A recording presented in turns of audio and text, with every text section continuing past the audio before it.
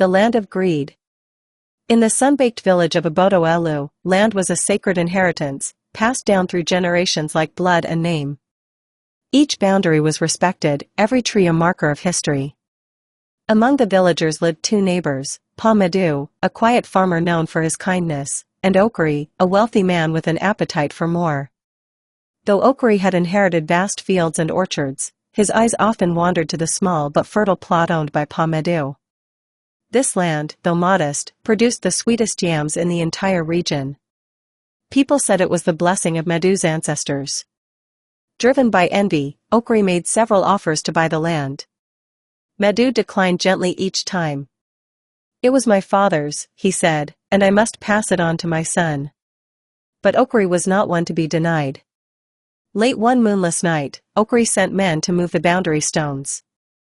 They pushed the markers deep into Madu's field and planted thorny hedges around it. When Pa Madu woke the next morning, his heart sank. His land had vanished into Okri's estate. Shocked and grieved, Pa Madu took the matter to the village council, made up of elders, titled men, and wise women. A date was set for investigation. The village gathered near the Irako tree, where the truth was often laid bare. "We shall dig the soil and call the gods," declared Mama Uju, the oldest woman in the village. A boy was sent to fetch the Ofo staff, the symbol of truth. Elders paced the land, measuring footsteps, recalling tales of where ancestors had danced and planted. When they reached an old Irako stump near the disputed line, Pa Madu knelt and uncovered a carved stone bearing his father's name. The crowd gasped. The land was his. But that wasn't all. A witness came forward, one of the laborers Okri had secretly hired. Overcome with guilt, he confessed how the boundary was moved under the cover of night. The council fell silent. Then the Anawu, the village chief's right hand, stood and spoke.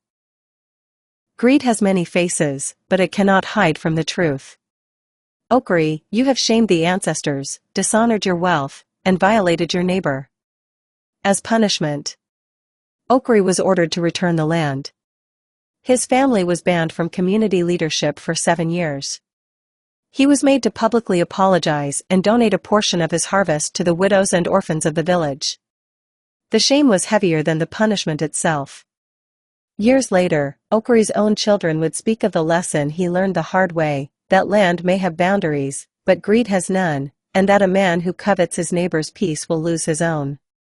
From that day, the village elders often repeated, "Let every man tend his field and guard his heart." Like, share, follow and comment.